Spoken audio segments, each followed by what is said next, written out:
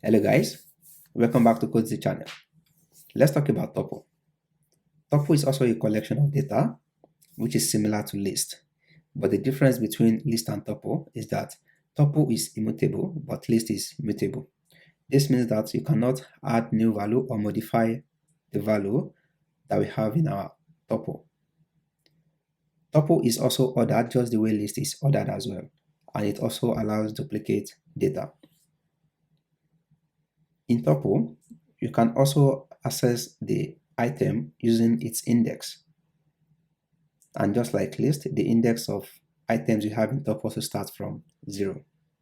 To initialize tuple, you can use the round bracket or the parentheses, and you can also use the tuple function to define our tuple as well. If you want to know more about tuple, you can head to Python website and read about this. So let's see how we can define tuple.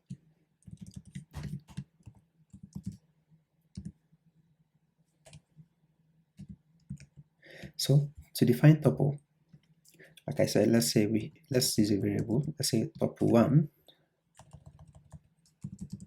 You can use the round bracket or the parentheses and just have the value there. You can say 2, 3, 1, 6, 8, 10, 30.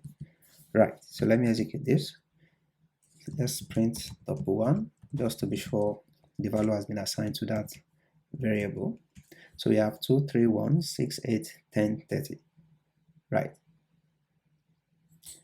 Okay, so let's try to access the value, or let's try to access any value in our tuple using the index. So let's say we want to access maybe the third item. Don't forget, if you're accessing the third item, that means the index will have to be 2. So we can say tuple1, then we specify the index, which is 2. That is, we want to get the third item in our tuple, and then we have the value to be 1. The third item is 1, right? Index starts from 0, 0, 1, 2. Then we have that. Also, we can also use Python built-in functions like min, max, len to get maybe the length of the tuple, or to get the minimum value, or to even get the maximum value. So it's still the same way we use it in list. So if we want to get the number of items that we have in our tuple, we can say len tuple1, right? And then the item, the count is 7, right? 1, 2, 3, 4, 5, 6, 7. To get the minimum value, we can just use the min function as well and say min, then we pass tuple1, right? 1 is the minimum, right? Then to get the maximum, we can say max, then tuple1, 30, which is correct, right? Also, like I said earlier, our tuple can also take duplicate data. So let's define another tuple. Let's say maybe tuple2 to be. Let's copy these names, right? Yes, so tuple2. Then we have duplicate John. Let's also duplicate Boomlad here. Boomlad, right? So now, if I do print tuple2, we will notice that all the values that exist twice, they are still existing, right? We have John, John, just the way we have it, and also it is ordered, just the way we define them. That's the way we still have them here when we are trying to output the content, right? So tuple also has a method known as count. That is, we can use it to count the number of occurrence of an item.